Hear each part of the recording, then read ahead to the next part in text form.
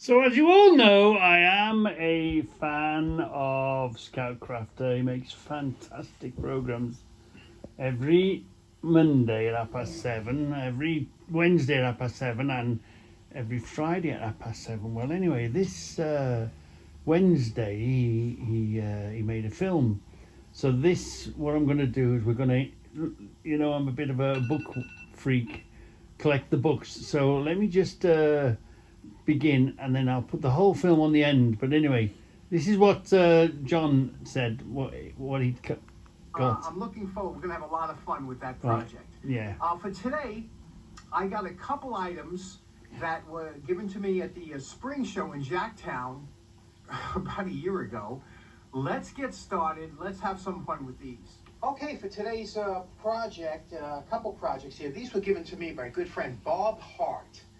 Gave these to me at the spring show. Like I said, it was about a year ago at Jacktown. What's that? I found this in the book. So that's coming up in a month. And you can see here, I'm not even going to mess with that name. It's William, and it's out of Jamestown, New York. Yeah. You see the patent date on there? That one? That's right. This thing's well over 100. You could tell. We all know the old style tools, and this thing is just an interesting tool, right? It's kind of like a pliers. It's got a little bit of a kind of I don't know, a nail puller, would you call that in the back? Kind of on the end. We're gonna bang that down. This, very interesting, and this was, again, interesting design that I have one of these, a bigger one, but the curled handle down here, made from a single piece of stock that was curled and threaded. The problem is, this is jammed up because these threads are bugged up. We'll deal with that. This is a little...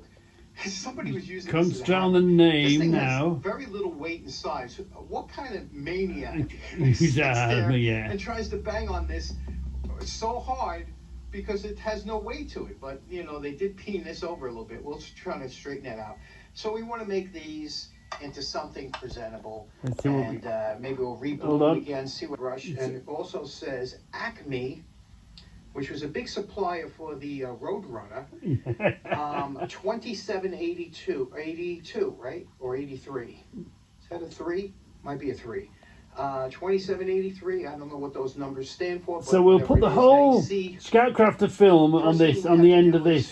But let's get to the point of the film that I'm making. Well, here we are. I've got two myself. And I've only just noticed this is slightly different, because the thread is on the top or on the left hand side of the shaft.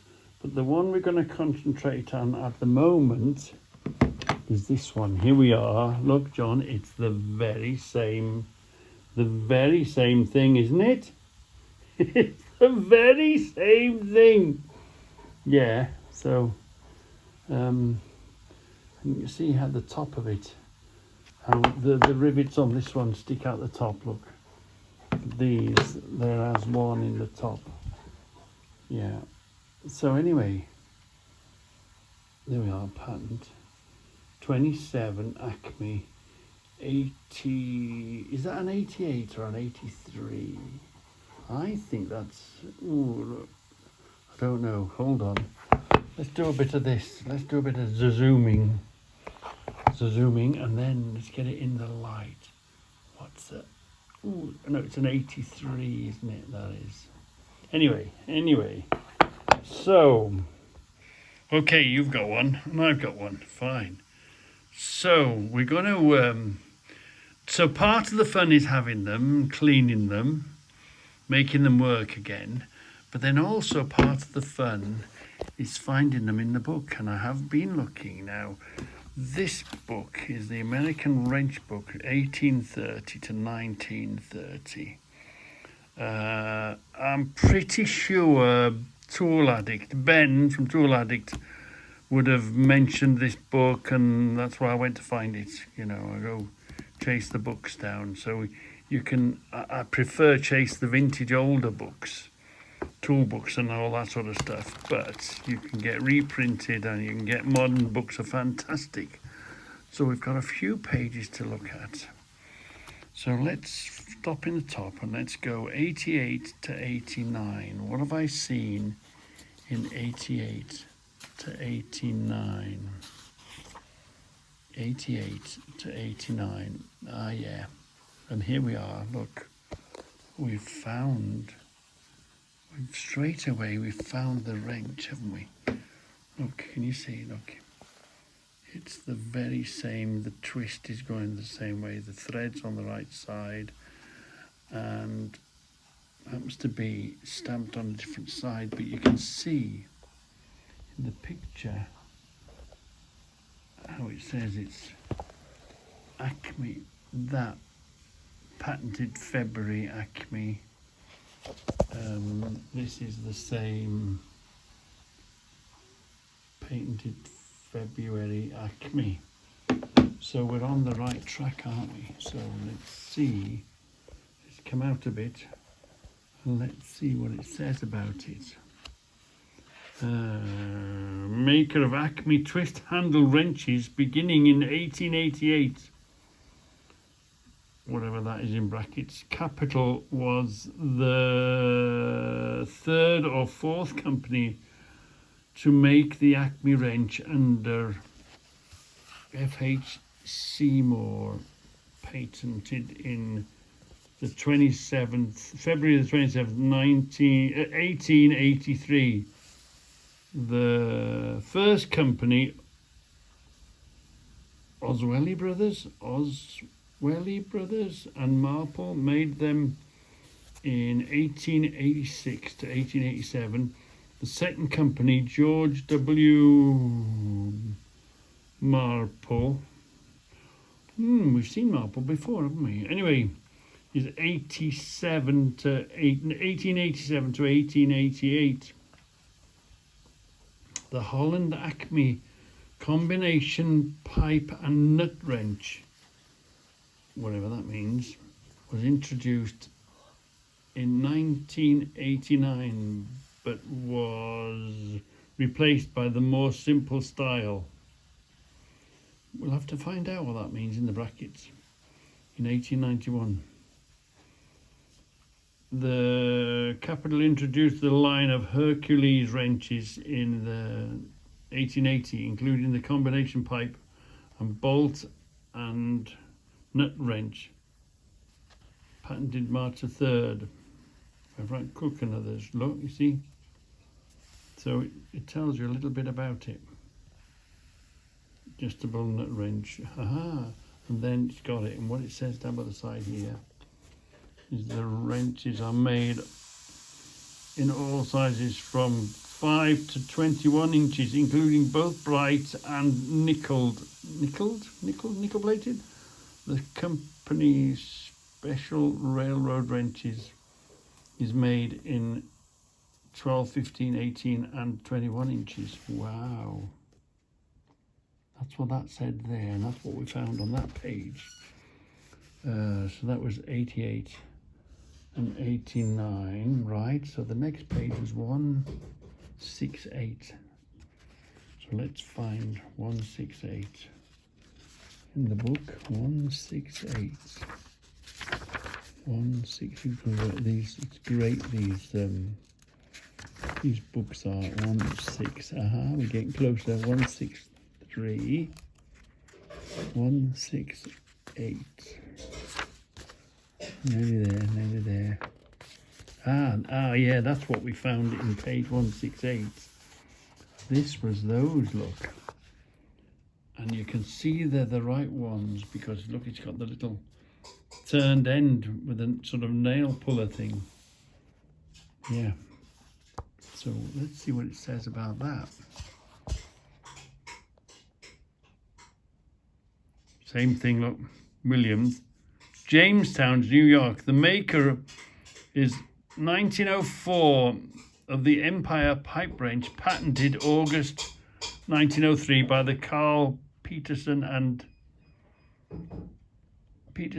December? Or in December, yeah. 1896 by James Fryer. The piece was previously... let's have a look. Associated with the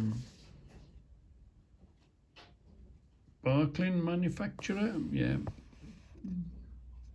Also maker of the lightning combination wrench and pliers. Oh dear. Here we are, where are we? There's that name that we all can't say. Yeah. In 1905, the modified style of lightning wrench, which was made in 6, 7, and 9 and 12-inch size, and was furnished with a replacement lower jaw. Ah, now did yours have a replacement lower jaw, John? I wonder. Anyway, the company failed in 1907, so the youngest it can be, or the oldest it can be, is 1907, isn't it?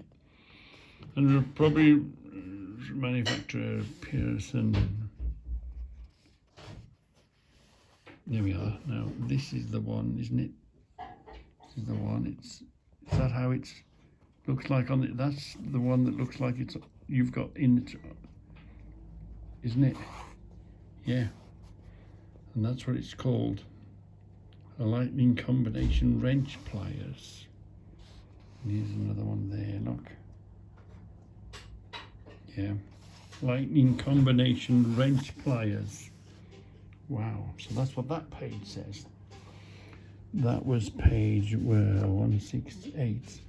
212. Let's have a look. What did we find in page 212? I mean, talk about fantastic book. 212. 212. Let's have a look. We're nearly there. There's all sorts of wrenches and history and hold on. 212. 211. 212. Ha! You see? And we get another mention. But the Acme wrench, this Acme wrench seems to be, that's what it's called, an Acme wrench. All steel. Chicago. 1887. Second of 4 makers of the Acme monkey wrench. The first maker was Oswald Brothers and Marple in 1886. Made the wrench, yeah. And the Capital Manufacturing Company, 1888. They'll line to Whitman and Barnes. Oh, there's a lot of people buying and selling them, isn't there? Yeah, so there's that one we found in the book. And it says 1887 there. And what was the next page? This is 212. 239. Let's have a look what 239 has to say. What have I seen? Fantastic these books are. Great. And there's so many of them. So many of them to collect. But it does not bring 239 brings whatever you're collecting tools wise, brings them to life, doesn't it?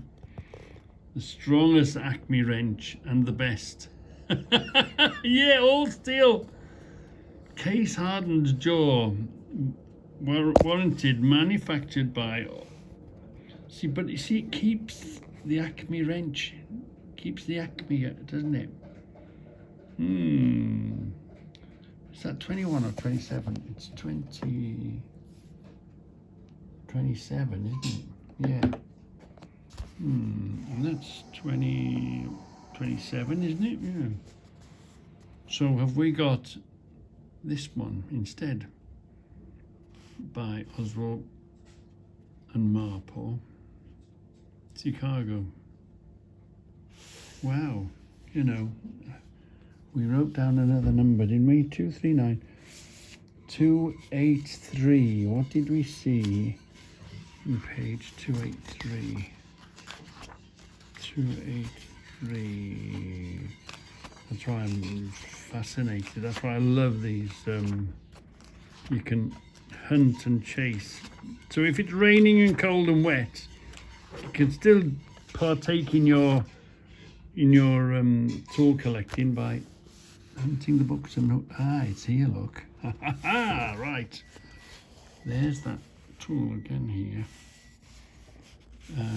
As shown in the below ad, the firm offered in 1907 a lightning wrench identical to that offered by William Hawthorne and Company, also Jamestown, New York. You found that, didn't you?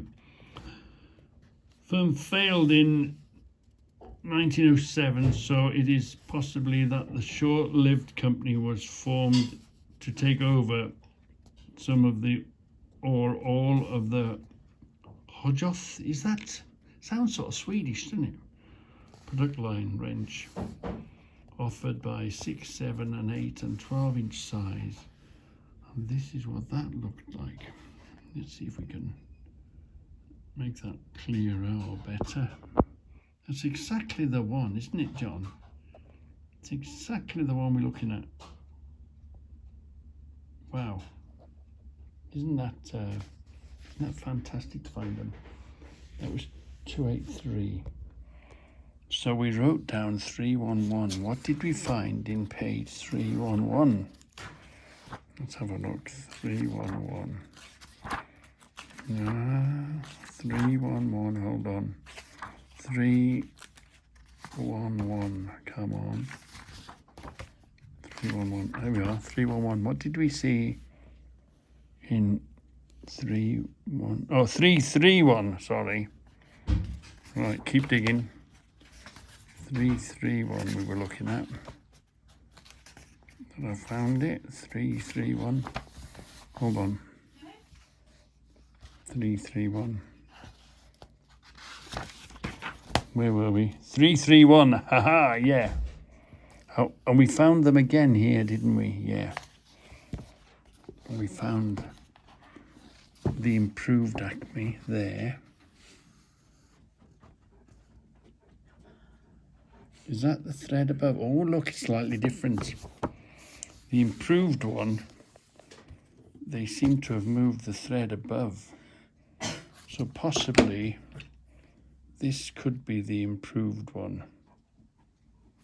The knurling screw's a bit different. There's no writing at all on this one, or it's gone, you know. So I wonder if this is the improved one, is when they swapped that around. And then we saw this one here, didn't we? What did it say about that? That one, it said solid steel, twisted handle, bright finish, $10, $12, $14 and $17 for the sizes. Yeah. And then we found this one here. Oh yeah, so this must be, yeah, the improved. So we think this is the original, and by changing the thread up there, we think this is the improved one of the longer ones. Well, I hope you found that interesting. I'm going to put the whole of John's rest of his film activity on this. But again, look, thank you, John, for finding these for us. Thank you, Tone. This has come from Tony Bevan. Yeah, the man that likes to find stuff that you can't find. And thanks to Ben, Tool Addict, for telling us about this this book and many, many more books. So, they went out of business. They stopped making it, didn't they? So that's why I can't find them in the Buck and Hickman books. I can't find them in these books. I'd like to find the item for sale in, I wonder how far back. Oh, that could be an avenue, couldn't it? Where has that gone? What have I done with it? Oh yeah. Let's these are pretty good. These discs, you know. They have copies of these books. I wonder if we'll find vintage tool catalogues. I wonder if we look at the discs in here. I wonder if we'll find an old catalogue and find it for sale in there. I've even gone as far back as the recent book that came in of 1910, because you'd think you'd find it if it's 1800s odds, the end of the 1800s.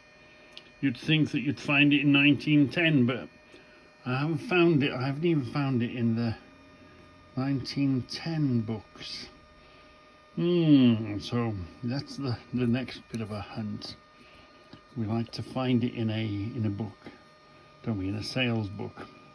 So I encourage you all to press your. It's easy to find.